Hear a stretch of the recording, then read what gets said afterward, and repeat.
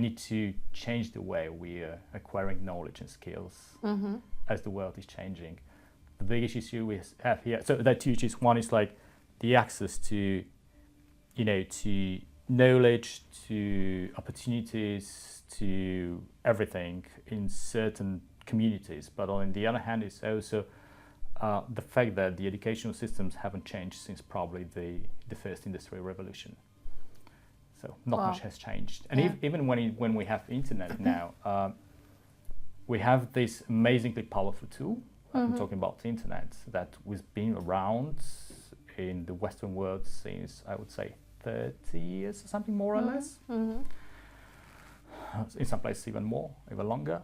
And it's interesting that we have done actually huge progress in education and sharing education online, so it's accessible to everyone.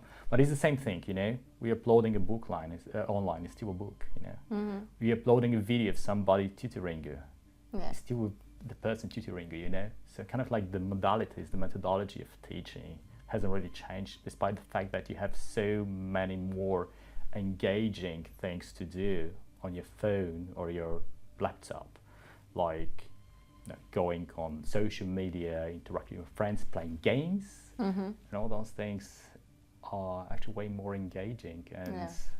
And education has been always lagging behind.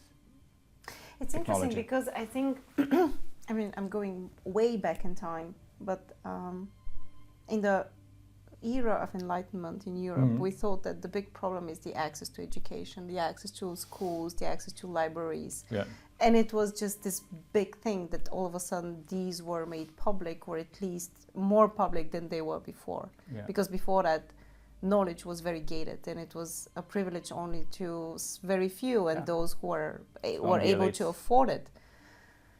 Okay, so we've done that, and over the past centuries, we have democratized this access to education, not in a very liberal way, I would say. The best education sometimes is very costly, is still gated to people who can afford it or who have like very special access to. But as it turns out, it's not the access to education that is the stopper anymore, obviously. Because right now, as a young person and as a curious person, not even young, as a curious person, you can find almost anything out there. And ChatGPT is now opening a completely new chapter here. But we don't see people becoming much smarter, are we? I don't know, is there data that measures somehow? The data shows the opposite. I don't know how smartness is really measured, but I would say, and that would be my feeling, that people are not becoming much smarter. Actually, in a sense, I think we are overloaded by the content that is out there. And I wonder, I don't know, Generation Z, Generation Alpha, who are much more exposed to what we were exposed to, and I would consider around, in my generation, how do they deal with this overload? Are they using it in a way that makes them smarter? It feels to me as if we're using it that makes us a bit dumber. It seems like, unfortunately, and I completely agree with you. I won't judge, everybody who made the democratization of the education, because it's great. Like Wikipedia, sorry, but that's a genius thing. You have this access and the hyperlinks that you can jump from one thing. I spend probably hours a day on Wikipedia.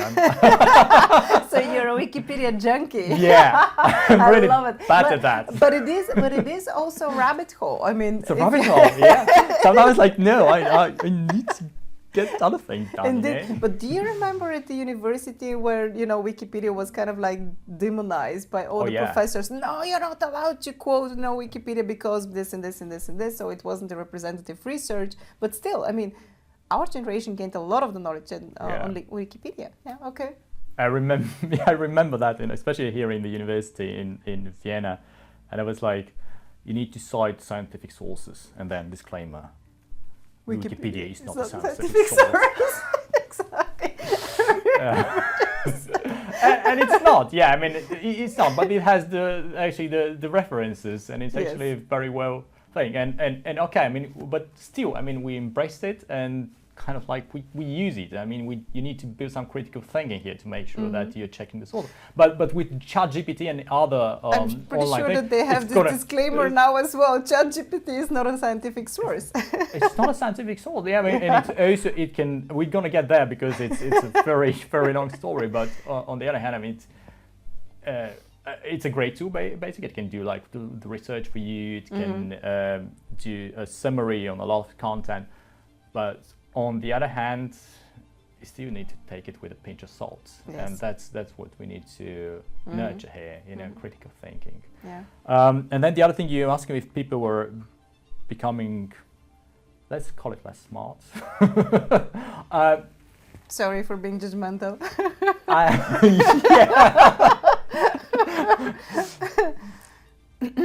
Well, depends. On one hand, I mean, officially, we have, let's talk about school education. Okay. Officially, the results from PISA tests in the last 15 years are constantly deteriorating in everything, in maths, in reading, in science. It doesn't really look good. And it's not only the pandemic, it's not only COVID. We're talking as of 2010. So it started even before that. Yeah. Okay. And the results don't really look good. And in every country, on average, there are just a few countries which are improving their education and the results from PISA. Well, but this is the PISA tests, which are pretty good. They're not perfect, but they're pretty good because they show how you apply your knowledge that you have acquired in school in real-world environment, which I think is a pretty good, although not perfect. And if you're just as passionate about innovation as we are, hit subscribe for the Recursive podcast on YouTube or your favorite podcast platform. We're everywhere.